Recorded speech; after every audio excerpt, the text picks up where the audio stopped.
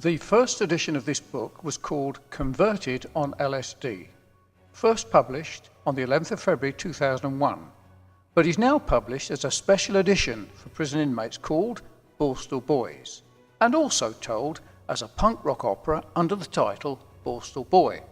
Forward by Dr. Philip Fleming, consultant psychiatrist, Kingsway House, Portsmouth. Converted on LSD Trip. This book is the personal testament of David Clarke in an autobiographical style.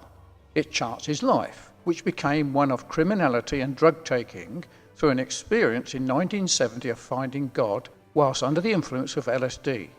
Cynics may say that this is just an effect of drugs, but it is clear that this experience changed his life.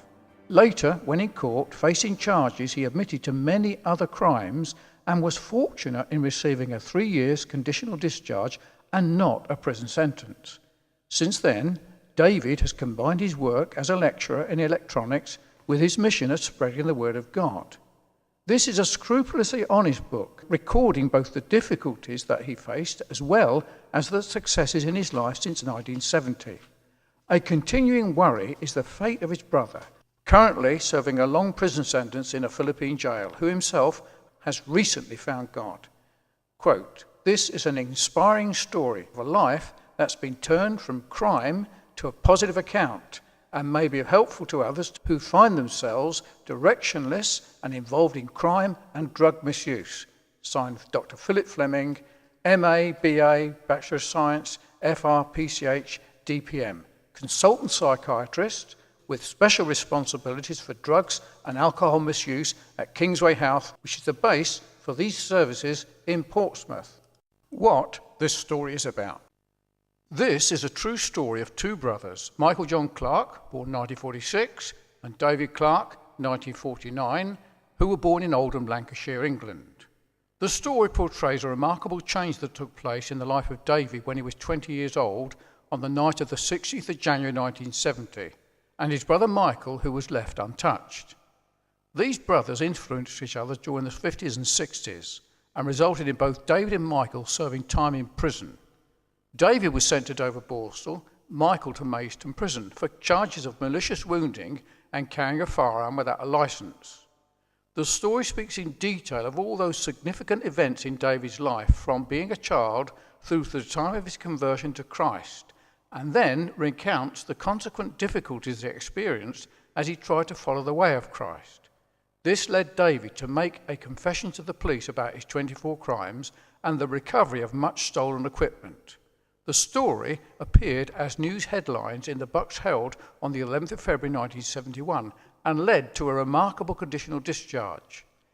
It was believed by many of Aylesbury's criminal world that David had gone mad after taking LSD, or the story was an ingenious plan devised by David to prevent him from being sent to prison again for crimes against society.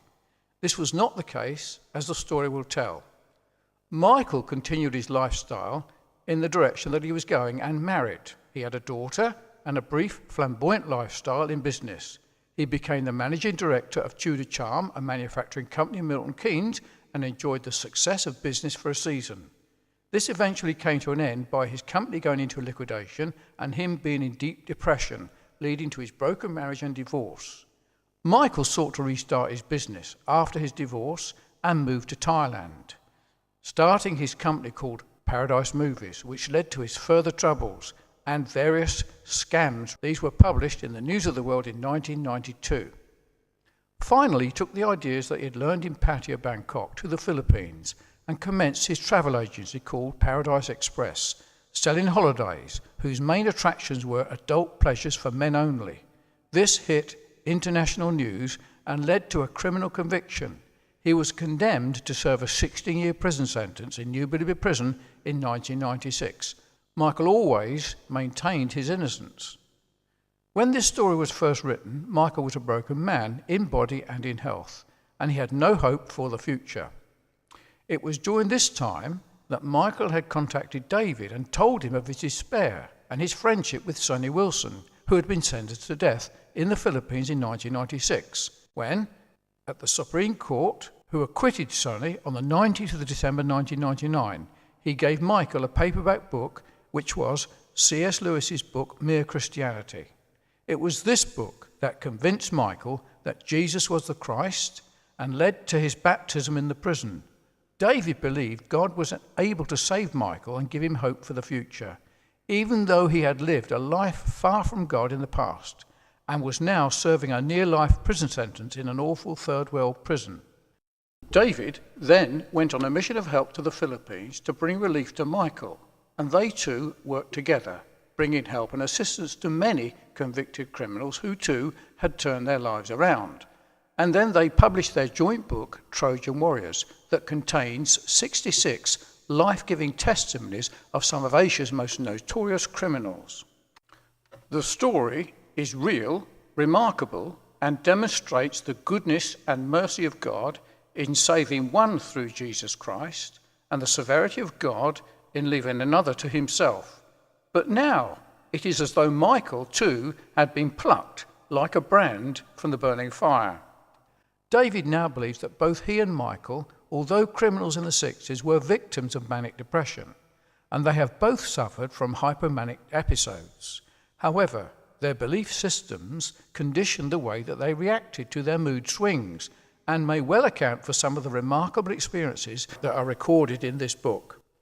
This story could be of real help to judges, magistrates, psychiatrists, psychiatric nurses, doctors, social workers, solicitors, policemen, ministers of religion, lecturers, teachers, probation officers. Also, it could be helpful to Christians and those who suffer from manic depression or dyslexia. It could also be a means of help to reformed criminals and useful to those living in the margins of society, along with unruly youths, drug takers, hardened criminals. It could also be helpful to anyone contemplating or going through divorce. Signed, David Clarke and Michael John Clarke.